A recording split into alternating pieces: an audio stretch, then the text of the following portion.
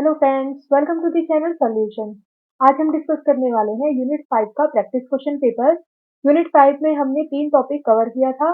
पहला था हमारा आयन एक्सचेंज क्रोमेटोग्राफी, दूसरा था जेल क्रोमेटोग्राफी, तीसरा था एफिनिटी क्रोमेटोग्राफी। तो इन तीनों टॉपिक से रिलेटेड क्वेश्चंस आज हम डिस्कस करेंगे। तो सेक्शन 1 में हमारा आता है सबसे पहले एमसीक्यू क्वेश्चन। इसमें हमारा सबसे पहला क्वेश्चन है, affinity chromatography separation is based on. Affinity chromatography में सेपरेशन किस बेसिस पे होता है? A molecular weight, B molecular ions, C specific interaction of ligand and target molecule, D none of these. First का हमारा सही आंसर है C, specific interaction of ligand and target molecule. Affinity आपका highly specific reaction होता है और ये आपका स्पेसिफिक इंटरेक्शन में होता है, चाहे वो लिगेंड या टारगेट मॉलिक्यूल का हो। अगर एग्जांपल की बात करें तो एंटीजन या एंटीबॉडी का हो, या फिर रिसेप्टर या लिगेंड का हो। सेकंड है, which is not an example of affinity chromatographic separation. Antigen antibody, cation anion, enzyme substrate, receptor ligand. तो इसमें पूछा है नॉट एन एग्जांपल। ऐसा कौन सा यहाँ पर ऑप्शन है जो कि एफिनिटी क्रोमेटोग्राफी का एग्जांपल नहीं है? एंटीजन एंटीबॉडी आपका हाईली स्पेसिफिक रिएक्शन है तो ये तो रहेगा। केटायन एनायन, ये आपका नहीं रहेगा। इसके अलावा एंजाइम सबस्ट्रेट भी होता है और रिसेप्टर लिगेंड भी होता है। तो आपका ये जो केटायन एनायन है ये जनरली आयन क्रोमेटोग्राफी का एग्जाम्पल होता है। तो ये आपका यहाँ पर सही आंसर हो जाएगा। थर्ड है, which is an example of a natural stationary phase in affinity chromatography. इनमें से कौन सा नेचुरल स्टेशनरी फेज का एग्जाम्पल है जिसे हम एफिनिटी क्रोमेटोग्राफी में यूज करते हैं? Cellulose, agarose, both of these, polystyrene. Third का हमारा सही आंसर है C, both of these. Cellulose और अगर दोनों का ही यूज हम as a natural stationary phase करते हैं। फोर्थ है, example of synthetic stationary phase in affinity chromatography is. इसमें से कौन सा सिंथेटिक स्टेशनरी फेज का एग्जाम्पल होता है? Polystyrene, porous silica, cellulose, dextrose. Fourth का हमारा सही आंसर है A, polystyrene. Spacer is used in affinity chromatography to. Spacer का यूज एफिनिटी क्रोमेटोग्राफी में किस लिए किया जाता है? बाइंडिंग को इम्प्रूव करने के लिए, बाइंडिंग को कम करने के लिए, इम्प्योरिटी को हटाने के लिए, नन ऑफ दीज। फिफ्थ का हमारा सही आंसर है ए, इम्प्रूव बाइंडिंग। तो हम जब स्पेसर का यूज करते हैं तो इससे हमारी बाइंडिंग की जो प्रॉपर्टी है वो बढ़ जाती है। सिक्स्थ है, arrange the sequence of the process involve during affinity chromatographic separation. तो यहाँ पर आपका कुछ सीक्वेंस दिया हुआ है प्रोसेस का, तो उसे हमें अरेंज करना है। ए है adsorption, elution, washing. B elution, adsorption, washing. C washing, elution, adsorption. D adsorption, washing, elution. Six का हमारा सही आंसर है डी। हम सबसे पहले एड्सॉर्प्शन का प्रोसेस करते हैं, उसके बाद हम वॉशिंग करते हैं ताकि हमारा जो भी फ्री फॉर्म में कोई अगर कंपाउंड प्रेजेंट है तो वो बाहर निकल जाए, और उसके बाद हमारा जो बाउंडेड सैंपल है जिसे हम सेपरेट करना चाहते हैं वो इल्यूट हो पाए। तो ये आपका करेक्ट सीक्वेंस हो जाएगा। सेवेंथ है, size exclusion chromatography is the other name of which chromatography? Ion exchange, affinity, column, gel. तो आपका सेवेंथ का सही आंसर है जेल। जेल को ही हम साइज एक्सक्लूजन क्रोमेटोग्राफी के नाम से भी जानते हैं। एट क्वेश्चन है, trade name of dextran is. Dextran का ट्रेड नेम क्या है? Sephadex, Sulfadex, Sulfarose, none of these. Eight का सही आंसर है A, Sephadex. Trade name of agarose gel is. Sephadex, Sulfadex, Sulfarose, none of these. तो agarose का सही answer हो जाएगा सल्फारोज। टेंथ है, example of bulk property detector is. इनमें से कौन सा आपका बल्क प्रॉपर्टी डिटेक्टर का एग्जाम्पल है? Refractive index, UV, IR, fluorescence. Tenth का सही आंसर है हमारा ए, रिफ्रैक्टिव इंडेक्स डिटेक्टर। ये आपका बल्क प्रॉपर्टी डिटेक्टर होता है। 11th है, example of solute property detector is. Solute property detector कौन सा है? PCD, UV, RI, FPD. 11th का सही आंसर है बी, यूवी आपका इसमें से सॉल्यूट प्रॉपर्टी डिटेक्टर होता है। In gel chromatography separation occurs according to. Gel chromatography में सेपरेशन किसके अकॉर्डिंग होता है? Cation anion, specific interaction of solute, molecular size, none of these.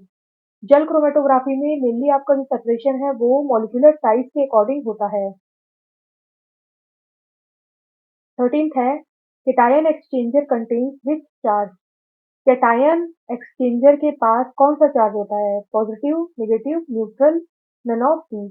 13 का सही आंसर है हमारा बी, नेगेटिव। ये आपका नेगेटिव चार्ज कंटेन करता है और इसमें काउंटर आयन आपका पॉजिटिव रहता है। तो 14 क्वेश्चन है counter ion present in cation exchanger. तो जैसा मैंने बताया इसमें जो काउंटर आयन है वो आपका पॉजिटिव चार्ज रखेगा, तो इसका सही आंसर हो जाएगा हमारा ए, पॉजिटिव। 15th है counter ion charge present in anion exchanger.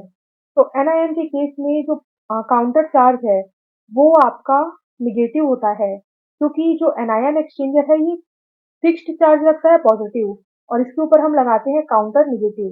ठीक है। 16th है dolomite is the example of which ion exchanger. Dolomite किस तरीके का आयन एक्सचेंजर है? Inorganic cation, synthetic cation, inorganic anion, synthetic anion. 16 का सही आंसर है C, inorganic anion. On increasing cross linking the swelling will. अगर हम क्रॉस लिंकिंग को बढ़ाते हैं तो स्वेलिंग क्या होगा? इंक्रीज होगा, डिक्रीज होगा, no change, none of these. तो आपका 17 का सही आंसर है बी, डिक्रीज होगा। जैसे जैसे रेजिन में हम क्रॉस लिंकिंग बढ़ाते जाते हैं तो जो रेजिन है वो आपका रिजिड होते जाता है। रिजिड होने की वजह से उसकी जो स्वेलिंग की प्रॉपर्टी है वो कम हो जाती है। 18th है which of the following have higher ion exchange ability. इनमें से किसके पास हायर आयन एक्सचेंज एबिलिटी होता है? Na+, Ca2+, Al3+, TH4+। 18th का हमारा सही आंसर है डी, TH4+। ये आपका वैलेंसी के अकॉर्डिंग आयन एक्सचेंज रखता है। जिसकी वैलेंसी ज़्यादा होती है उसके पास आयन एक्सचेंज एबिलिटी भी ज़्यादा होती है। 19th है which detection method can be used in ion exchange chromatography. इनमें से कौन सा मेथड हम आयन एक्सचेंज क्रोमेटोग्राफी में डिटेक्शन के लिए यूज करते हैं? ECD, electron capture detector, amperometric method, both of these, none of these. 19 का सही आंसर है सी, बोथ ऑफ दीज। दोनों ही मेथड का यूज हम यहाँ डिटेक्शन के लिए कर सकते हैं। लास्ट क्वेश्चन है on increasing polarisability ion exchange increases, decreases, no change, none of these. 20 का हमारा सही आंसर है ए, इंक्रीजेस। पोलैरिटी अगर बढ़ती है आपके आयन की तो जो आयन एक्सचेंज का प्रॉपर्टी है वो भी यहाँ पर बढ़ता है। तो ये था हमारा एमसीक्यू। सेक्शन 2 में हमारा आता है लॉन्ग आंसर टाइप क्वेश्चन। तो इसमें हमारे पास दो क्वेश्चन हैं। पहला है right instrumentation and application of jail chromatography with diagram. तो इसमें आपका जेल क्रोमेटोग्राफी का पहले इंस्ट्रूमेंटेशन देना पड़ेगा, इसी में हम लेबल डायग्राम बना देंगे और एप्लीकेशन हमें यहाँ कवर करना है। Right the instrumentation and application of affinity chromatography with diagram. तो इसमें आपको एफिनिटी क्रोमेटोग्राफी का इंस्ट्रूमेंटेशन और एप्लीकेशन कवर करना है और इंस्ट्रूमेंटेशन में ही हम यहाँ पर एक लेबल डायग्राम बना सकते हैं। सेक्शन 3 में आता है short answer type question, attempt any 7।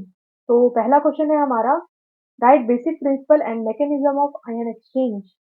Ion exchange का सबसे पहले बेसिक प्रिंसिपल बताना है कि ये कैसे वर्क करता है, किस तरीके के एक्सचेंजर हम यहाँ पर यूज करते हैं और उसके बाद हमें मैकेनिज्म बताना है कि होता कैसे है। इसमें हम डायग्राम देके इसे एक्सप्लेन करेंगे तो ज्यादा मार्क्स हमें मिलेंगे। सेकंड है what are the factors affecting ion exchange. कौन कौन से फैक्टर्स हैं जो कि आयन एक्सचेंज को अफेक्ट करते हैं? तो हमने जो बहुत सारे फैक्टर्स कवर किए थे उसे हम यहाँ पर देंगे और एग्जाम्पल के साथ हम एक्सप्लेन करेंगे। थर्ड है right the classification of ion exchange resin. तो एक जो क्लासिफिकेशन हमने पढ़ा था अलग अलग टाइप के एक्सचेंजर का, जैसे एनायन और कैटायन था, और उसे जब हम नेचर वाइज फर्दर डिवाइड करे थे ऑर्गेनिक और इनऑर्गेनिक में, विथ एग्जाम्पल यहाँ पर हमें इसे एक्सप्लेन करना है। फोर्थ है right instrumentation of ion exchange chromatography with diagram. तो इसमें आपका आयन एक्सचेंज क्रोमेटोग्राफी का सिर्फ इंस्ट्रूमेंटेशन पूछा है, तो हमें यहाँ इंस्ट्रूमेंटेशन देना है और डायग्राम बताना है।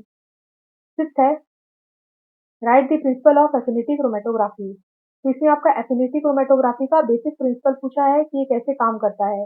तो हमको पता है कि जो एफिनिटी क्रोमैटोग्राफी है वो हाईली स्पेसिफिक रिएक्शन होता है, तो उसे हम यहाँ पर डिटेल में समझाएँगे और एग्ज़ाम्पल दे सकते हैं, कि आपका जो एंटीजन एंटीबॉडी रिएक्शन है वो हाईली स्पेसिफिक होता है, रिसेप्टर लिगैंड वाला स्पेसिफिक होता है, उस तरीके से हम यहाँ एग्ज़ाम्पल देंगे। 6th है right applications of gel chromatography, तो इसमें आपका सिर्फ एप्लीकेशन पूछा गया है जेल क्रोमैटोग्राफी का, तो ये आपका डायरेक्ट क्वेश्चन है। 7th है what are the ideal properties of ion exchange resin? Ion exchange resin जो हम यूज़ करते हैं उसकी आइडियल प्रॉपर्टीज क्या-क्या होती हैं? तो 5 प्रॉपर्टी हमने कवर किया था, उसे हम यहाँ एक्सप्लेन कर सकते हैं। नेक्स्ट मैंने दिया हुआ है आंसर की। ये आपका एमसीक्यू का आंसर की है जिसे आप अपने मल्टीपल चॉइस क्वेश्चन से मैच कर सकते हैं। Thank you so much for watching this video.